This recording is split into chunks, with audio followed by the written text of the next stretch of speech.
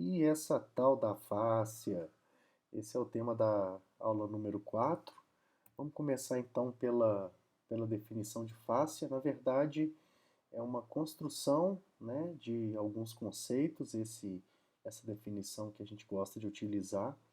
Então, fáscia, pessoal, são tecidos colagenosos fibrosos que fazem parte de um sistema de transmissão de força tensional em todo o corpo, gerando um componente de tensigridade.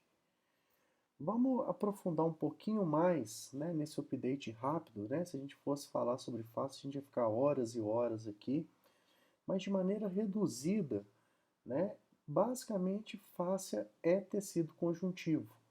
Basicamente, tecido conjuntivo denso, regular, quando a gente está falando das fáscias profundas, as fáscias de movimento. Daqui a pouquinho, numa outra aula, a gente vai aprofundar um pouco mais, ou irregulares quando a gente está lidando com a fáscia mais superficial.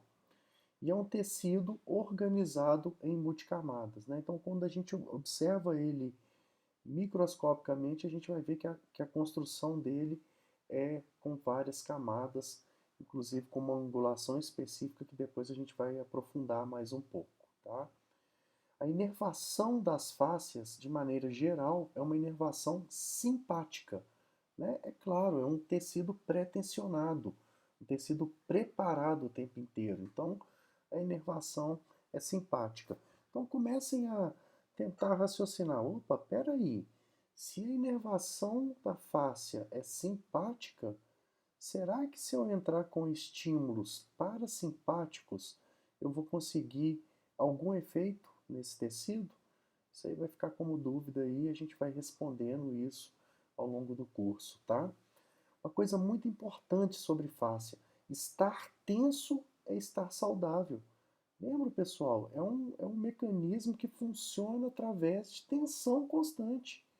Então não justifica a gente ficar querendo quebrar a tensão do tecido, né? Então a gente tem que começar a entender realmente como que ele funciona e o que que a gente realmente está fazendo, né? Mas eu deixo essa aí para vocês, né? Será que um tecido que funciona sob tensão, né? Será que é interessante quebrar essa tensão dele? Será que a gente não vai desestruturar essa estrutura, né? Tudo isso que a gente vem vendo ali, desde a tensibilidade, da biotensibilidade, você vê que a tensão ela é constante. Será que se perder essa tensão vai acontecer alguma coisa? Enfim, a gente vai aprofundar mais.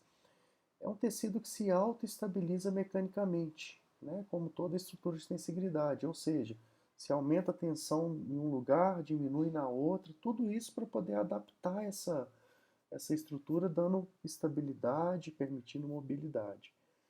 É o único tecido, pessoal, que tem relação direta com o tecido muscular, com o tecido nervoso, com o tecido epitelial e com os tecidos e as vísceras, né? Os tecidos viscerais e as vísceras em si. Ou seja, pessoal, ele está conectado a tudo, né? Então isso deve ter alguma importância, né? Então precisa se dar mais importância a isso. Então, lembrem, o tecido facial está conectado a todos os outros tecidos, né? E é o único sistema que se conecta a tudo. É um tecido altamente sensitivo. Muitos, né, consideram aí como o principal órgão sensorial do corpo, né? A gente vai começar a perceber que a quantidade de mecanorreceptores, de proprioceptores, de nociceptores, né, que antes a gente acreditava que estava mais em maior quantidade no músculo, em outros tecidos, né? A gente vai perceber que a face cada vez mais tem ganhado importância nesse cenário é, da sensibilidade aí, tá? Então a gente vai aprofundar muito e isso aí é a base, né, de tudo que a gente vai estar fazendo com as nossas técnicas. A gente vai estar basicamente trabalhando, né, nesses fatores aí que eu acabei de citar, né, mas principalmente nessa questão de informação sensorial.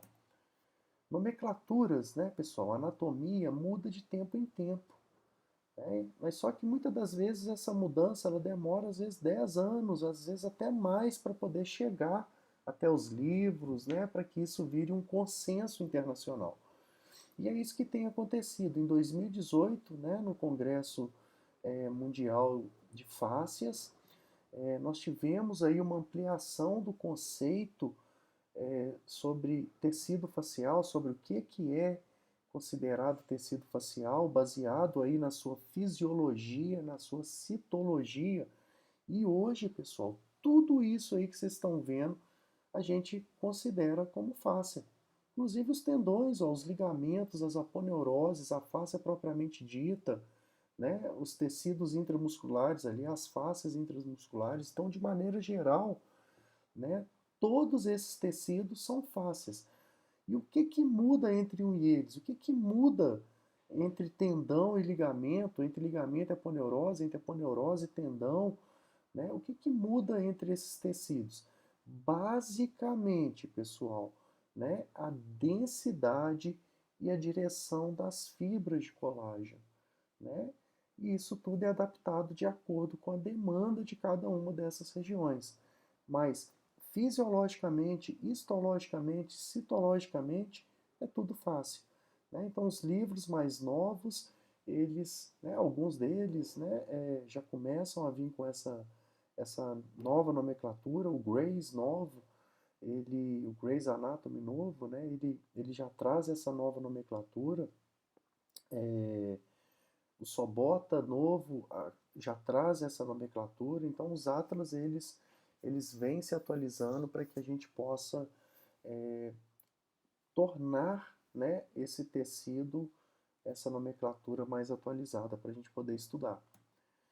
E o sistema facial é único, pessoal, né? Então a fáscia é um único tecido que modifica sua consistência sob estresse, né? Então se a gente aplicar um estresse nesse tecido, né, uma tensão, por exemplo, constante ali, a gente vai conseguir mudar a sua plasticidade. E ele é capaz também de readquirir elasticidade quando sujeito à manipulação. Então os princípios de plasticidade e maleabilidade, né, estão presentes aí no sistema facial. E qual que é a função primordial desse tecido facial no nosso corpo? Né? Igual falei ali, ó, quase tudo hoje é considerado como fáscia. Né? Então, basicamente, essas são as quatro principais funções do sistema facial: da forma, participar do processo de movimento, comunicar e fornecer.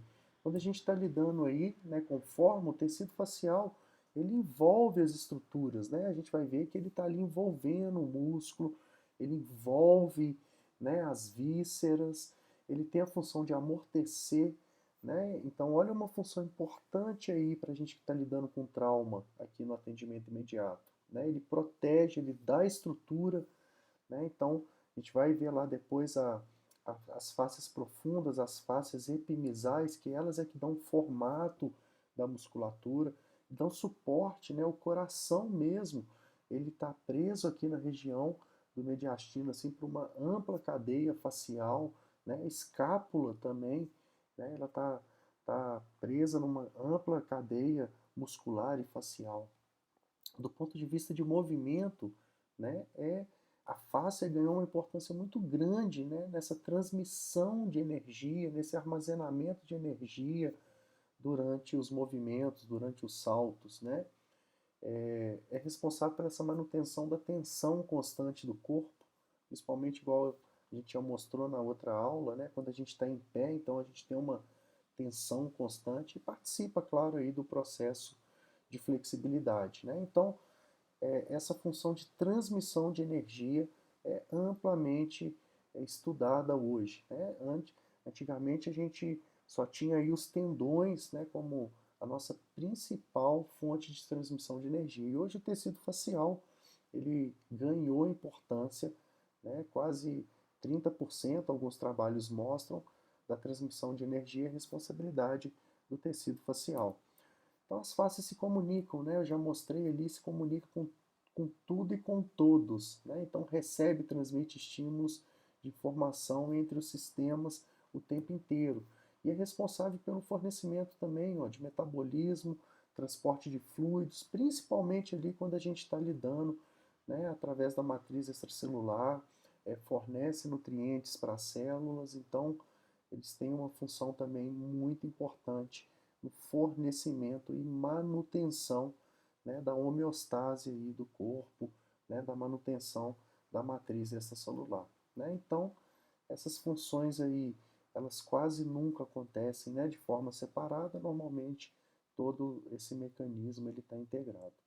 Então isso aí é um pouquinho da importância das fáscias, né, para vocês verem como que vale a pena aprofundar mais, porque o potencial para tudo na medicina, não só para a gente no processo de reabilitação, né, mas a importância em todas as áreas, né, das ciências da saúde aí. Então, daqui a pouquinho a gente vai aprofundando cada vez mais.